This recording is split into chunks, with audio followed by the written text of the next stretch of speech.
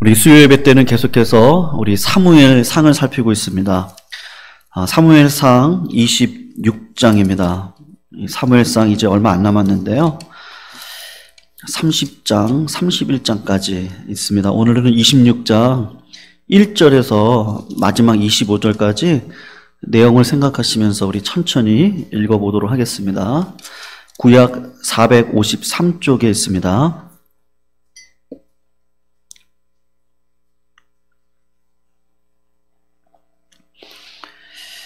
26장 1절에서 마지막 25절 어떤 내용인지 우리 같이 한번 교독으로 읽고 마지막 25절은 함께 읽도록 하겠습니다. 1절 제가 먼저 읽습니다. 10사람이 기브아에 와서 사울에게 말하여 이르되 다윗이 광야 앞 하길라 산에 숨지 아니하였나이까 하매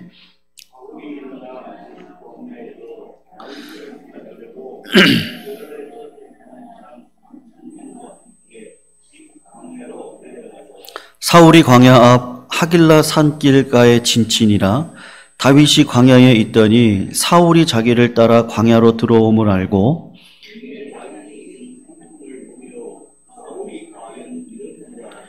다윗이 일어나 사울이 진친 곳에 이르러 사울과 넬의 아들 군사령관 아브넬이 머무는 곳을 본즉 사울이 진영 가운데 누웠고 백성은 그를 둘러 진쳤더라.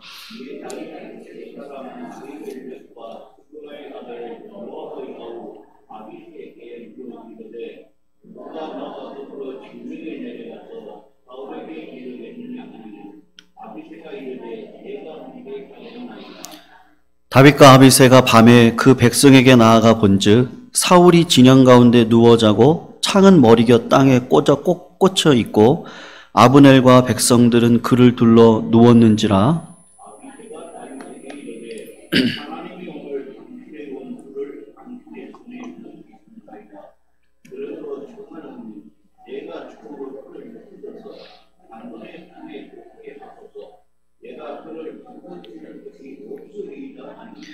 다윗이 아비새에게 이르되 죽이지 말라. 누구든지 손을 들어 여호와의 기름 부음 받은 자를 치면 죄가 없겠느냐 하고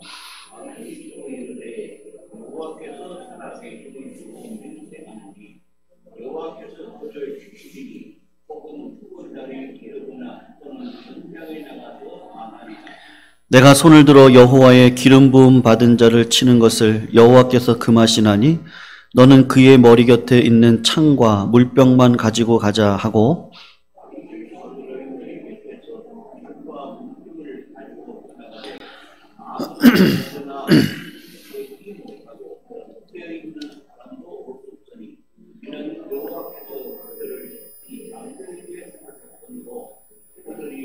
잠들어 있어.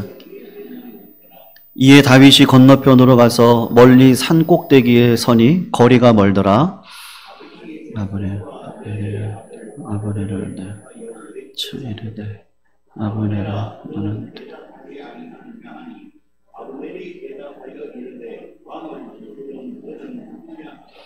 다윗이 아브넬에게 이르되 내가 용사가 아니냐? 이스라엘 가운데 너 같은 자가 누구냐? 그러한데 내가 어찌하여 내 주 왕을 보호하지 아니하느냐? 백성 가운데 한 사람이 내 주 왕을 죽이려고 들어갔었느니라.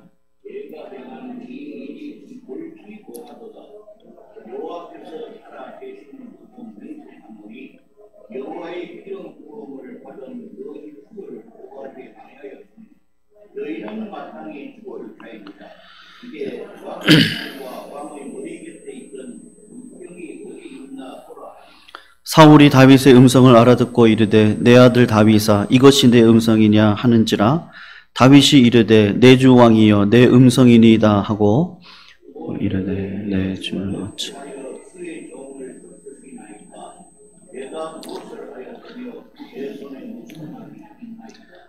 원하건대 내 주 왕은 이제 종의 말을 들으소서. 만일 왕을 충동시켜 나를 해하려 하는 이가 여호와시면 여호와께서는 제물을 받으시기를 원하나이다마는 만일 사람들이면 그들이 여호와 앞에 저주를 받으리니 이는 그들이 이르기를 너는 가서 다른 신들을 섬기라 하고 오늘 나를 쫓아내어 여호와의 기업에 참여하지 못하게 함이니이다.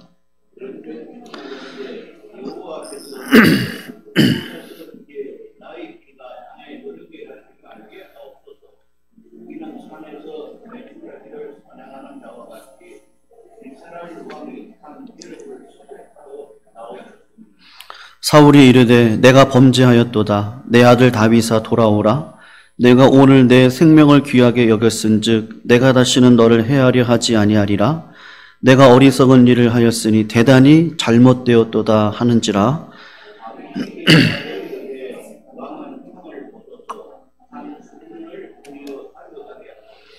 여호와께서 사람에게 그의 공의와 신실을 따라 갚으시리니 이는 여호와께서 오늘 왕을 내 손에 넘기셨으되 나는 손을 들어 여호와의 기름 부음 받은 자 치기를 원하지 아니하였음이니이다.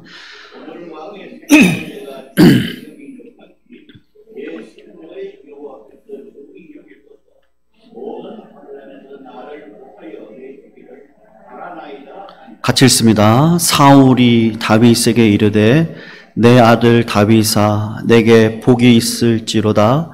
내가 큰 일을 행하겠고 반드시 승리를 얻으리라 하니라. 다윗은 자기 길로 가고 사울은 자기 곳으로 돌아가니라. 아멘. 정말로 오래간만에 우리 수요 예배 이렇게 대면 예배로 드리니까 참 좋습니다. 오늘 거의 다 빠짐없이 나와주신 것 같아서 감사드리고요. 오늘 하나님께서 주시는 말씀을 가지고 은혜를 나눌 때 우리의 삶을 이렇게 되돌아보고 하나님께 맺어야 될 열매가 무엇인지를 또 고민하는 시간이 되었으면 좋겠습니다. 오늘 본문에 관련되어져서 설교 제목을 이렇게 잡았는데 신앙은 분별력이다 이렇게 잡았습니다.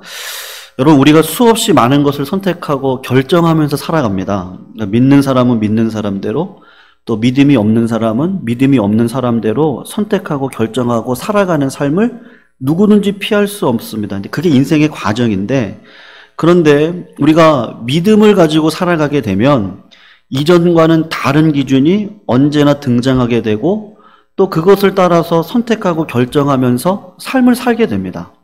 특히 신앙생활에 있어서 그래서 이 분별이라고 하는 것이 우리 신앙이 죽고 사는 아주 중요한 요소라고 절대적인 요소다라고 제가 분명하게 말씀드릴 수 있습니다. 신앙이 분별력이다. 분별이 중요한 이유가 무엇이냐 하면 우리가 어떻게 분별하느냐에 따라서 하나님의 마음에 합한 자인지 아닌 자인지 행동이 결정되기 때문인데 오늘 본문에서 그런 분별의 문제에 대해서 성경이 가르치는 부분이 있는데 오늘 네 가지 분별에 대해서 오늘 본문 말씀은 이야기를 하고 있습니다. 나발이 죽고 난 다음에 다윗이 아비가일을 아내로 얻게 되는데 여기서 우리가 이 다윗의 마음속에 가지고 있는 아픔 하나를 꼭 기억을 하셔야 될 필요가 있는데요. 그 외에 첫 번째 아내입니다. 사울의 딸이었던 미가라고 헤어져서 도망자의 신세가 돼가지고 몇 년을 도망을 갔는지는 정확하게 성경에 기록되어져 있지 않지만 짐작할 뿐 그냥 몇 년이 지났을 것인데 그 합법적인 아내를 사울이 발디에라는 사람의 아내로 주었습니다. 결혼한 여자인데 결혼한 자기 딸을 다른 남자에게 사울이 준 겁니다. 이것은 공개적으로 사울이 다윗을 향해서 어떻게 표현을 하는 거냐 하면 분명한 모욕을 주겠다는 것이거든요. 우리가 오늘 본문을 볼 때 이 사실을 염두에 둘 필요가 있습니다. 그런 마음을 가지고 있습니다. 다윗이. 그런 섭섭한 마음이 있는데 그런 와중에 10사람들이 또다시 사울에게 다윗에 있는 곳을 오늘 1절을 보면 밀고를 하고 사울이 다시 3,000명의 군사를 이끌고 다윗을 잡으러 오고 다윗은 정탐을 보내서 사울의 군대 움직임을 다 파악하고 난 다음에 밤이 되어져서 그의 진영으로 들어가게 되고 들어가서 보니까 다 깊은 잠에 빠져 있습니다. 그래서 다윗과 함께 갔던 아비새가 잠자는 사울랑 정말 곁까지 딱 갔습니다. 한참 다윗의 마음이 상할 대로 상하게 했던 이 사울랑 그가 이번에 자기가 딱 보는 자리 앞에서 누워서 아무것도 모르고 자고 있는데 아마 원수 중에 원수겠죠. 지난번 다윗이 살려줬던 적이 있었는데 울면서 소리 높여 뉘우쳤습니다. 그런데 그런 인간이 지금 어떻게 하는 거예요? 자기 아내 미갈을 딴 남자에게 보내고 그리고 또다시 자기를 쫓아와서 죽이겠다고 지금 와 있는 상황입니다. 여러분, 이런 상황 속에서 우리가 어떻게 해야 됩니까? 다윗의 심정을 아비새가 아니까 다윗에게 오늘 8절 말씀을 성도님들 보시면 뭐라고 이야기하냐면 하나님이 오늘 당신의 원수를 당신의 손에 넘겼습니다. 지난번 다윗이 기름 부은 자이기 때문에 내가 죽일 수 없다고 이야기를 했기 때문에 그 다음에 보면 뭐라고 얘기하냐면 내가 당신이 죽일 수 없으니까 아비새인 내가 당신을 대신해서 그를 단번에 땅에 꽂게 해서 두 번 찌를 것도 없습니다. 한 번에 내가 죽이겠습니다. 그렇게 이야기를 하는 것이죠. 여러분, 이때 분별이 필요하거든요. 하나님께서 다윗에게 두 번째 주는 기회입니까? 아니면 하나님께서 시험을 하고 계시는 겁니까? 우리가 어떻게 분별을 해야 되고 그 분별을 하려면 기준이 있어야 되잖아요. 무슨 기준으로 분별을 해야 됩니까? 먼저 우리가 생각할 게 있는데 다윗이 처음에 사울을 죽일 수 있는 기회가 있었을 때 그를 살려줬습니다. 살려줄 때 사람 마음 가운데 기대가 있을 거 아니에요. 내가 살려주면 사울은 다시는 나를 쫓지 않을 것이다 라고 하는 기대가 분명히 있을 겁니다. 그때 처음 살려줄 때 사울이 많은 군인들 앞에서 공개적으로 큰 소리로 울면서 뉘우치고 그리고 다시는 쫓지 않을 것이다 그렇게 이야기를 했는데 자기를 또다시 쫓을 뿐만 아니라 어떻게 했다는 거예요. 사랑하는 아내였던 미갈, 첫사랑입니다. 첫사랑 미갈을 다른 남자한테 주었고 또 다시 다윗을 잡으려고 3,000명의 군사를 데리고 왔으니까 분명히 다윗이 기대했던 거랑은요 완전히 틀린 거예요. 선을 베풀었는데 악을 3번이나 베풀어서 3배로 나한테 갚는 거죠. 성도님들, 성경에서 배우는 믿음은요 비현실적인 기대가 아닙니다. 믿음은 그냥 사람을 잘 믿어주는 차원하고는 다릅니다. 근데 우리는 간혹 믿음이라는 걸 그럴 거라고 착각을 해요. 그래서 착한 거하고 지혜로운 거를 우리가 분별을 못합니다. 때로는 그리스도인으로서. 그래서 자꾸 속고 또 속아요. 근데 성경은 그거를 가리켜서 믿음이라고 말하지 않습니다. 믿음은 1차적으로 하나님에 대한 신뢰거든요. 그러니까 믿음은 속아주는 게 아닙니다. 믿음은 현실적이고 하나님에 대한 현실적인 기대고 거기에 우리 삶에 드리는 진정한 예배가 있는데 믿음이 오히려 사람에게는 기대지 않는 쪽으로 갈게 되는 것이죠. 하나님에 대한 신뢰가 쌓이는 것이고 더 이상 속아주지 않습니다. 그리고 어떻게 합니까? 말씀으로 가게 돼 있어요. 반드시. 그러니까 신앙생활이 깊어지면 깊어질수록 딱 기준이 있는데 내가 정말 말씀으로 묵상을 하고 말씀을 기준으로 내가 삶을 살아가고 있는지 현실적으로 보시면 됩니다. 말씀이 얘기하는 건 딱 피어리드 마침표잖아요. 근데 우리는 자꾸 어떤 생각을 가지고 있냐면 말씀이 피어리드로 딱 끝났는데 그 이상 뭔가를 더 하려고 한다는 데서 뭔가 일이 일어나는 것이죠. 하나님께서 이렇게 말씀하셨습니다. 그러면 끝나야 됩니다. 언제나 절대 권위가 하나님께 있습니다. 그 말씀 앞에 우리가 순종하면 되는데 자꾸 말씀은 말씀이고 내 느낌, 내 생각 그것이 자꾸 앞서기 시작을 하는 것이죠. 여러분 다윗이 가지고 있었던 말씀의 절대 순종의 원리가 뭡니까? 오늘 9절을 성도님 보세요. 9절을 보시면 누구든지 손을 들어 여호와의 기름 부음 받은 자를 치면은 죄가 있다 없답니까? 있습니다. 다윗이 아비새에게 내 손으로 죽인다고 해서 달라질 게 뭐냐? 오히려 내가 죄를 짓게 된다고 말하고 있는 것이죠. 이것은 소극적이거나 수동적인 태도가 아니라 적극적으로 신앙을 현실 속에서 살아가고 있는 다윗의 모습인데 10절에서 다윗이 분명하게 의지하고 있는 게 있어요. 이 말씀이 참 중요한데요. 여호와께서 살아있다. 여호와께서 분명히 그를 칠 거다. 혹 죽을 날이 이르거나 전장에 들어가서 망할 거다. 믿음으로 살지 않는 백성들의 마지막은 분명히 하나님이 손을 보시기 때문에 내가 손을 댈 필요가 없다. 우리가 아는 대로 사울이 길보아 전투에서 다윗이 믿는 것처럼 전장에서 스스로 칼에 자살을 해서 죽습니다. 그러니까 하나님께서 하신 것인데, 다윗이 보여주는 분명한 신앙의 아름다움이 뭐예요? 두 번째든 세 번째든 마찬가지입니다. 처음처럼 하나님의 말씀의 원리를 그대로 적용을 하는 거죠. 거기에 하지만이나 그러나 이런 게 없는 겁니다. 하나님께서 그렇게 말씀하셨으면 말씀하신 대로 우리가 종료를 내리는 겁니다. 근데 지금 우리 많은 성도님들이 다 알고 계시는 것처럼 교회의 문제, 아니 내 자신이 가지고 있는 문제가 뭡니까? 자기 부인을 이야기를 하면서 자기 부인이 없는 거죠. 자기 부인을 거의 알지 못하는 시대 속에서 살고 있습니다. 그 말뜻을 모르는 것이 아니라 그것이 어떤 것인지 어느 순간 본 적이 없어요. 물론 목사의 잘못이 가장 큽니다. 어느 순간 십자가를 지고 걸어가는 것이 무엇인지를 한국교회가 보여주지를 못하고 경험을 성도님들이 못하게 되었습니다. 그래서 언제나 믿는다고 하는데 결국은 성도님들도 그리고 목회자들도 결국은 어떻게 되는 거예요? 자기 생각과 내 고집, 내 성질이 언제나 하나님의 말씀을 이깁니다. 그렇게 하면서 두려워하지 않아요. 왜냐하면 경험하지 못하니까. 우리 부모님 세대 때 그렇게 경험했던 그 하나님을 세대가 이어져서 경험을 해야 되는데 그걸 알지 못하니까. 여러분 오늘 본문 12절을 보시면 우리의 주목을 끄는 주어 하나가 나오는데 이는 여호와가 그들로 깊이 잠들게 하셔서 그들이 다 잠을 잤습니다.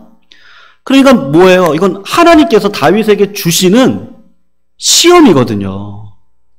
복수하라고 기회를 주신 게 아닙니다. 하나님께서 재우신 거거든요. 그러니까 하나님의 뜻이 있고 하나님의 말씀대로 살아가는 분별력을 가지고 있는지를 하나님께서 또 보기를 원하신 거죠.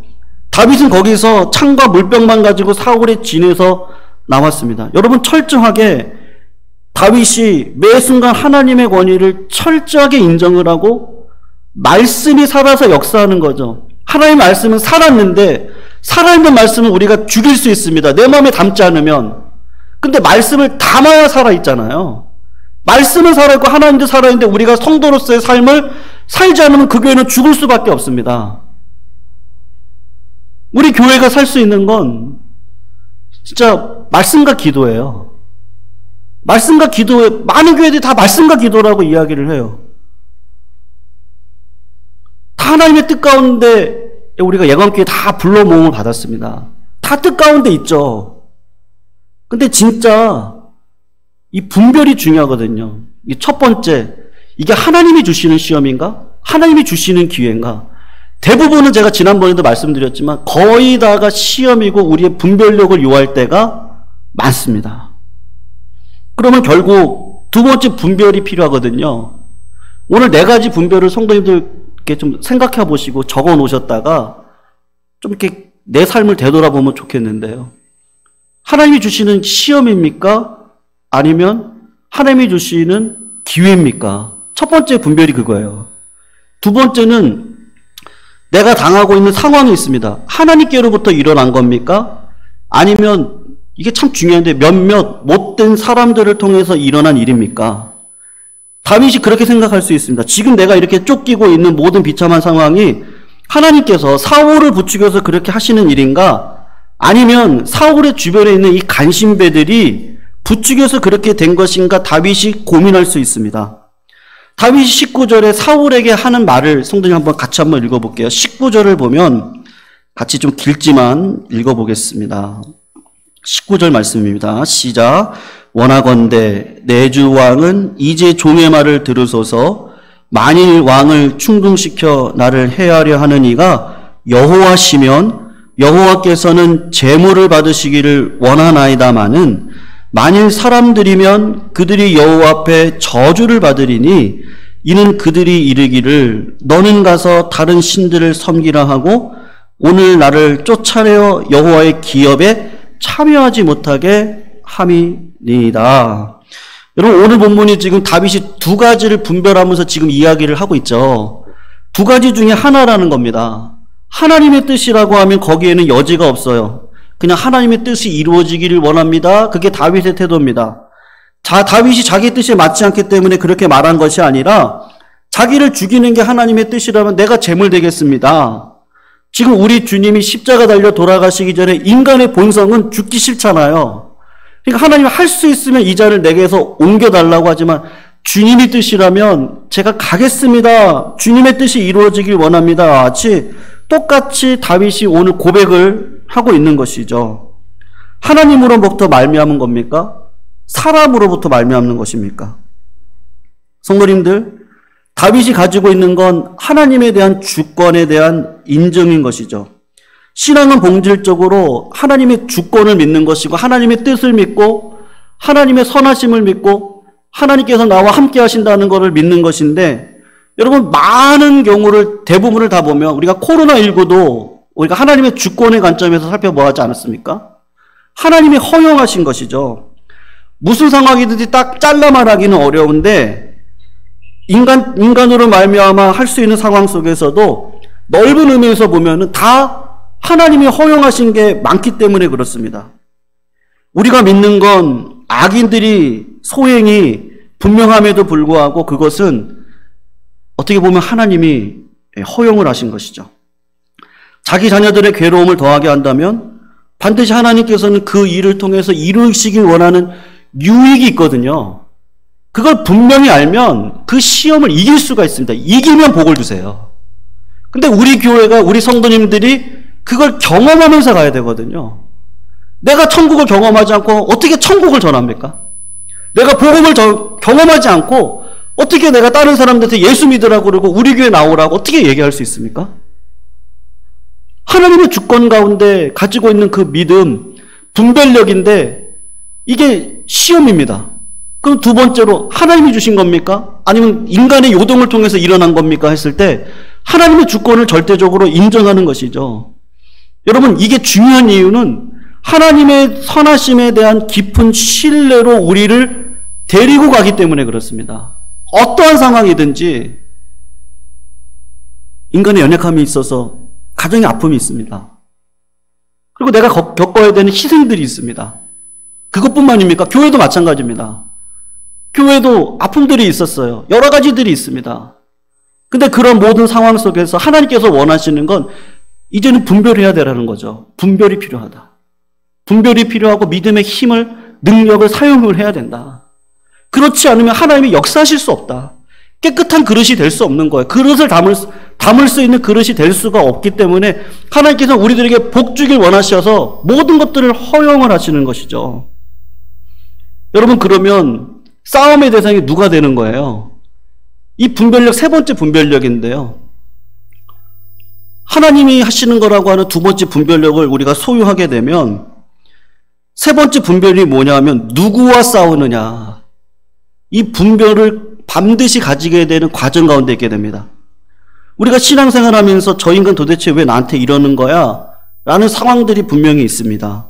이 싸움에 대한 대상에 대한 분별인데, 여러분, 종종 우리가 인생을 낭비하고 엉뚱한 싸움에 우리 자신을 내어주게 되는 것은 대부분이 다 싸움의 대상에 대해서 혼란을 갖고 있기 때문에 그런데, 지금 다윗이 본문에서 보여주는 태도를 통해 생각할 수 있는 것이 무엇이냐 하면 다윗은 적어도 자기가 싸우는 상대가 누군지를 분별을 하고 있어요. 여러분, 싸움의 상대는요, 딱 두 가지밖에 없습니다. 그게 뭐냐 하면 첫째는 내 자신이에요. 둘째는 이 마귀예요. 첫째는 내 자신이고요. 둘째는 마귀입니다.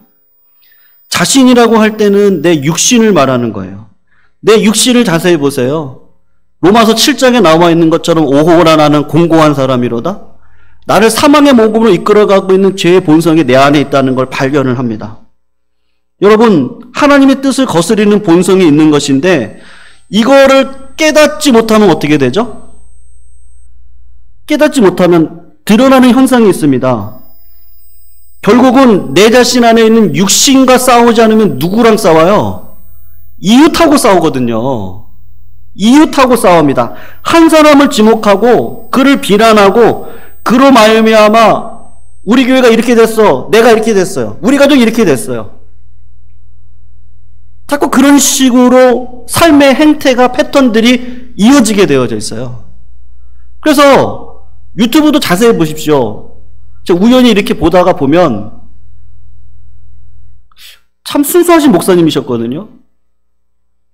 근데 그 목사님께서 유튜브를 하시면서 뭐 어느 교회 목사님이 뭐 책임을 지셔야 된다라고 그러고 조회수가 많이 올라갑니다. 그분의 이야기를 듣고 참 똑똑하다. 근데 저는 그거 마귀가 주는 전략이라고 생각하거든요. 옳은 말씀인 거 맞아요. 근데 그 말씀을 듣다 보면 내 마음속에 어떤 마음이 들죠? 자꾸 나를 바라보지 않고요. 말씀을 통해서 나를 바라봐야 되는데 목사인 저도 그렇습니다. 제가 저를 바라보지 않고 제가 어떻게 목사를 평생 할 수 있겠습니까? 성도님도 마찬가지인 거죠. 말씀 앞에 내가 올바로 서지 않고 어떻게 성도의 삶을 살아갑니까? 끝에 가면 사명도 각자고 천국도 각자인데 그때 하나님 만나 뵀는데 내가 저 목사님 때문에 그랬어요. 그러면 하나님 얼마나 웃으시겠어요? 우리 안에 있는 죄를 보지 못하고 자꾸 그런 쪽으로 가다 보면요.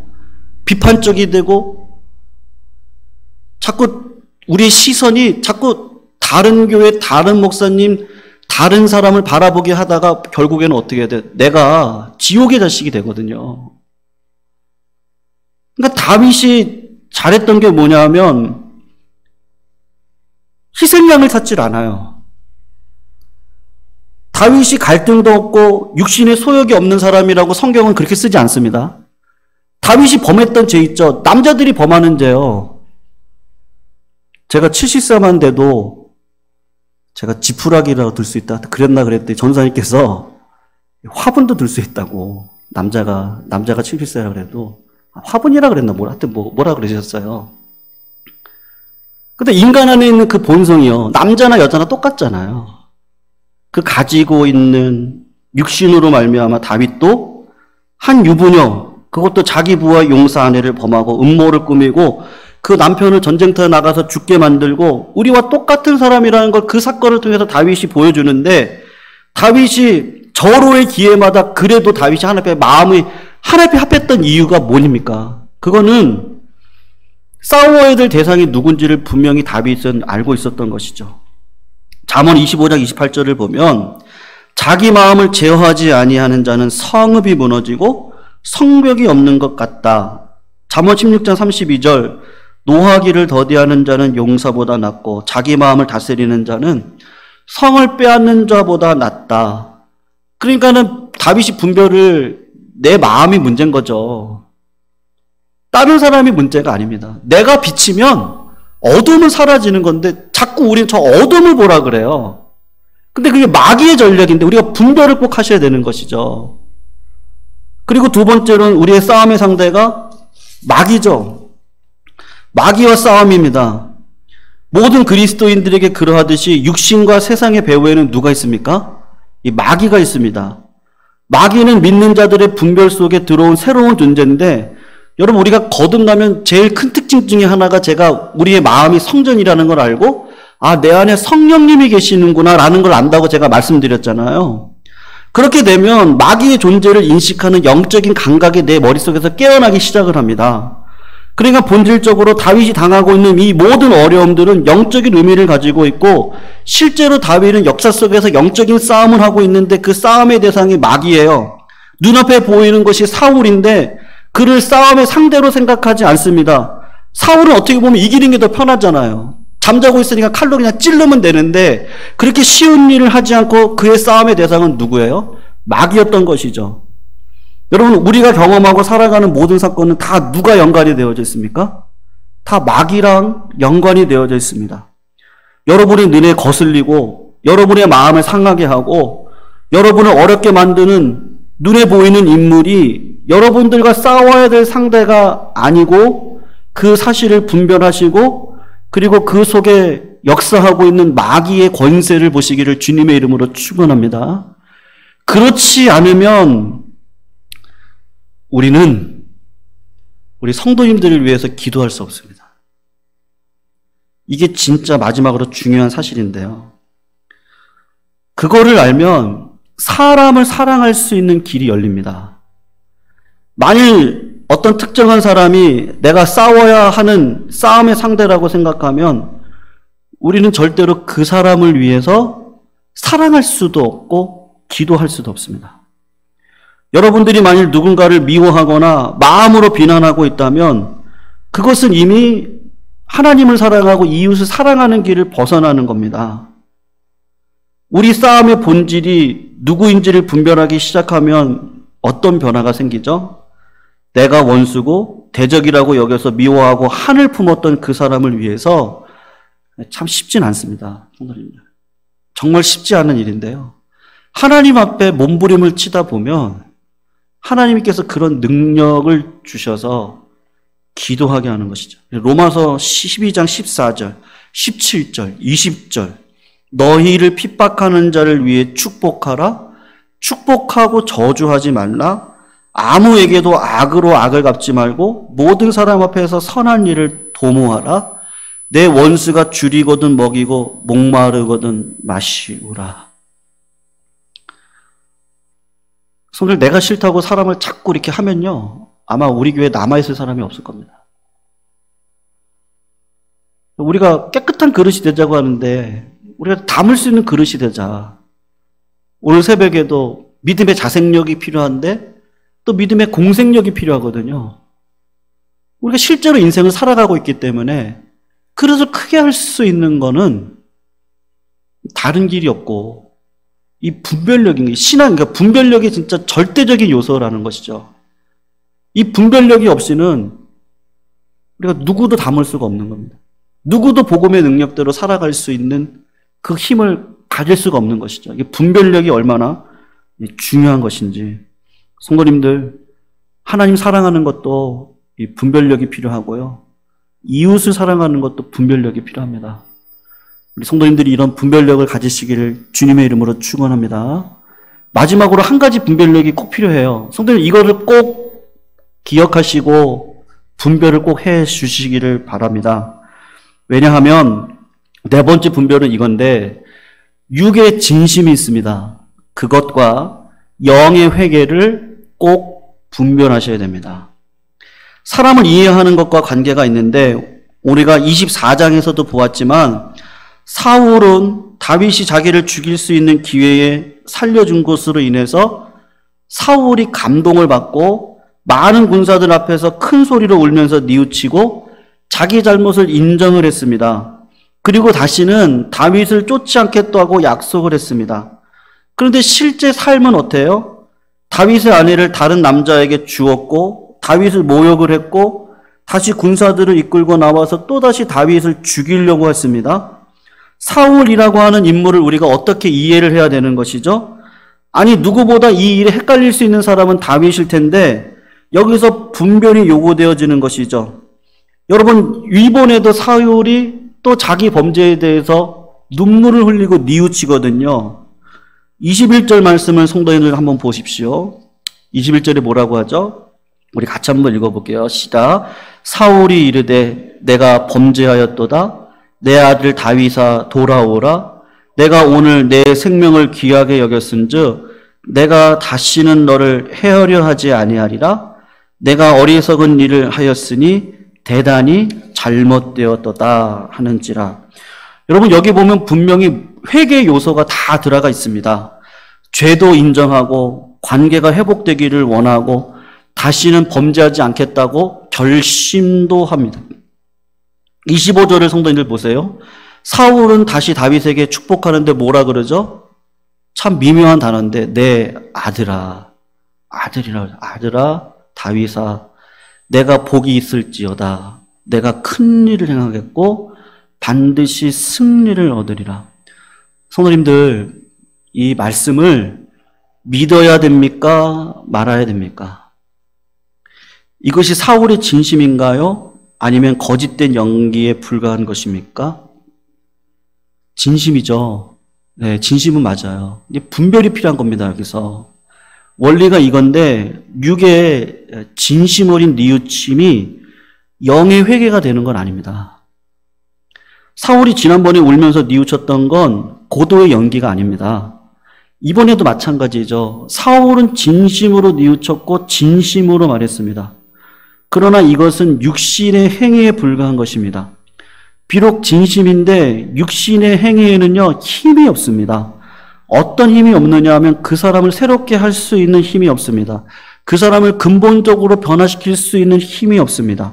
사람이 변화가 되는 건 성령의 역사가 아니면 안 되거든요. 그러니까 예수 믿고 나서 가장 큰 변화가 뭐냐? 아, 내 안에 예수 그리스도가 내가 끝날까지 너와 함께 하겠다는데 주님은 올라가시고 주님을 대신해서 보혜사 성령님이 내 안에 들어와 계십니다. 아, 하나님이 나와 함께 하시는구나를 알면서 하나님을 인지하기 시작을 하고 인지하면서 내 삶의 모든 것들을 바라보기 시작을 하고 그래서 삶 속에서 진정한 근본적인 변화가 일어나는데 누구 때문에 일어나면 성령 때문에 일어나거든요. 이는 힘으로 능으로 안 되고 오직 여호와의 신으로 말미암는다. 성령으로 말미암는 겁니다. 근본적인 변화, 죄의 종에서 해방되고 하나님의 자녀가 되는 변화는 중생과 회개죠. 그거는 성령이 아니면 할 수 없는 변화라고 성경이 가르치는 것이죠. 다윗이 그거를 분별을 했어요. 사울이 성령을 받은 사람입니까? 네, 받은 사람 맞아요. 선지자 중에 사울이 있느냐? 그런 얘기를 했던 적이 있습니다. 근데 그 일시적인 현상이죠. 은사가 다 있습니다, 우리들에게도. 근데 열매를 봐야 되는 것이죠. 여러분, 이런 상황에서 다윗이 어떻게 분별을 합니까? 사울이 뉘우치면서 내 아들 다윗아 돌아오라 그러거든요. 근데 다윗이 돌아갑니까? 안 돌아갑니까? 사울에게로 돌아가나요? 안 돌아갑니다. 왜 안 돌아가요? 분별을 하고 있기 때문에 그렇습니다. 앞서 말씀드린 것처럼 믿음은 그저 사람이 좋아가지고 무조건 믿어주는 게 아닙니다. 어쩌면 다윗은 지금 사울을 믿지 않고 있는 겁니다. 진심 어린 말과 뉘우침이 있는데 사울이 보여주는 열매요. 우리 주님 말씀하셨잖아요. 열매로 그들을 알지라. 선생님들, 열매로. 목사님 저도 그렇고요. 우리 모두 다 똑같습니다. 열매로 알 수 있습니다. 열매로. 그분의 평소의 행동, 그리고 그분이 살아오시면서 주셨던 하나님의 그 열매들이 있거든요. 그건 누구도 부인할 수 없습니다. 열매로 알 수 있는 것이죠. 근데 사울에게 그런 열매가 있습니까?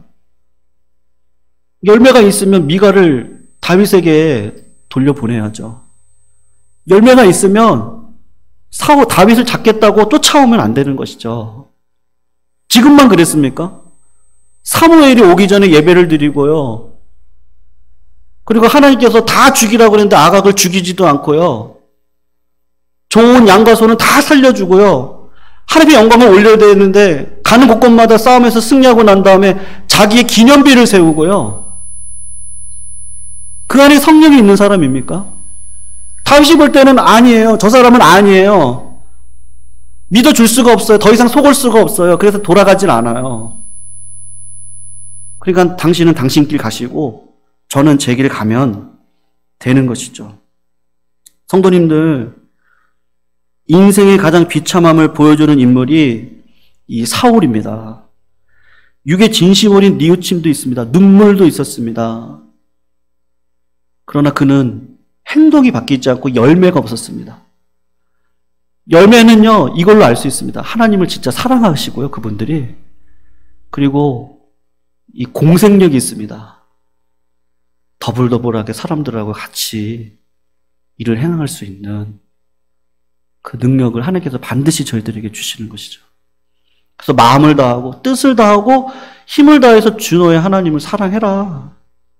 그리고 내 이웃을 내 몸과 같이 사랑해라.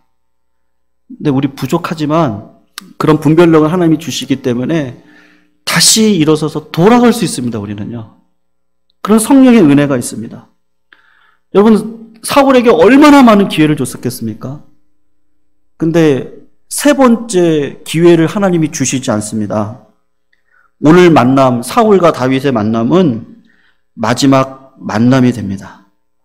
그리고 이제는 회개의 기회도 완전히 사라지게 되고 결국 길보아 전투에서 왕으로서의 가장 모욕이죠.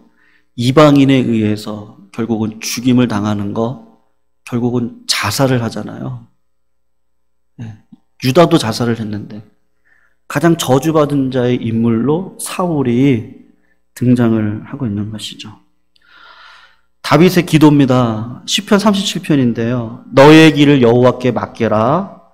저를 의지하고 하면 저가 이루시고 내 의를 빛같이 나타내시고 내 공의를 정오의 빛같이 나타내시리라.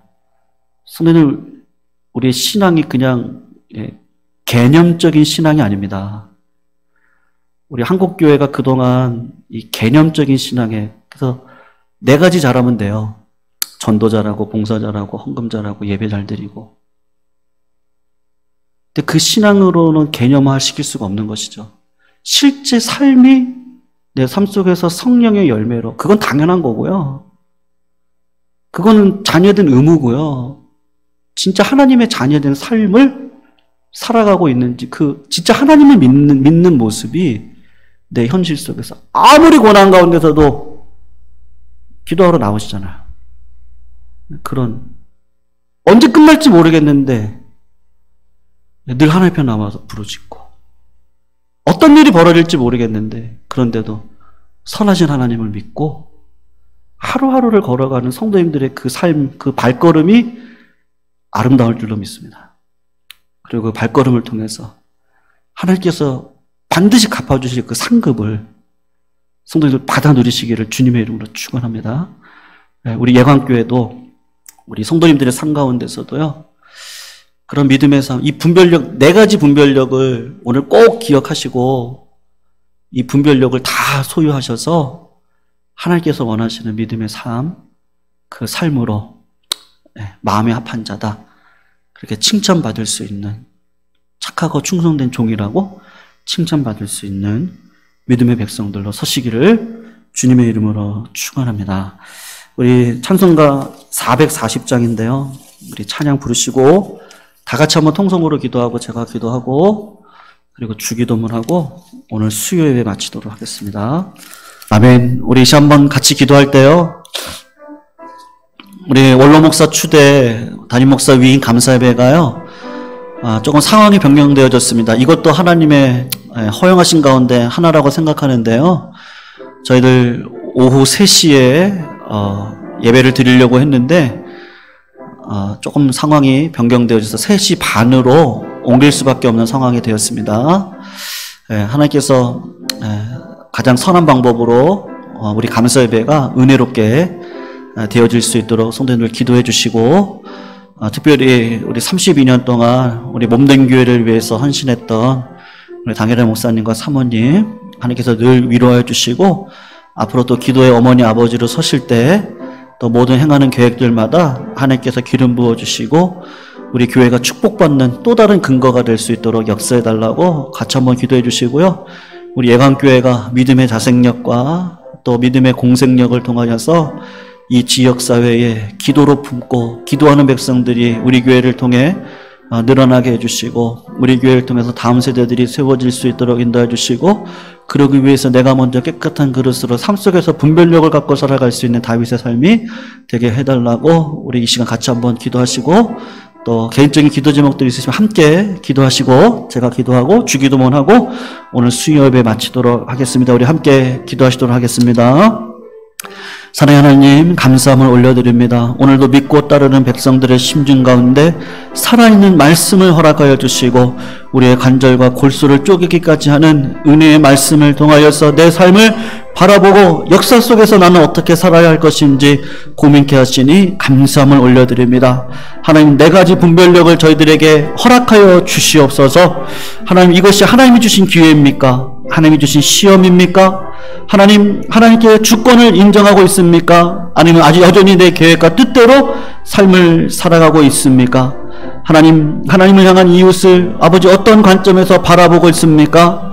하나님들 이웃을 사랑하는 마음으로 설 수 있도록 주님께서 인도해 주시옵시고, 저희들에게 영적인 분별력을 허락하여 주셔서 육신의 진심 어린 회개가 아닌 영의 회개를 통하여서 내 안에 계신 성령님을 의지하고 오늘도 믿음으로 걸어갈 수 있는 은혜의 분별력을 소유할 수 있도록 주님 아버지 인도하여 주시옵소서. 아버지, 우리 교회 32년간 지켜주시는 은혜가 감사합니다.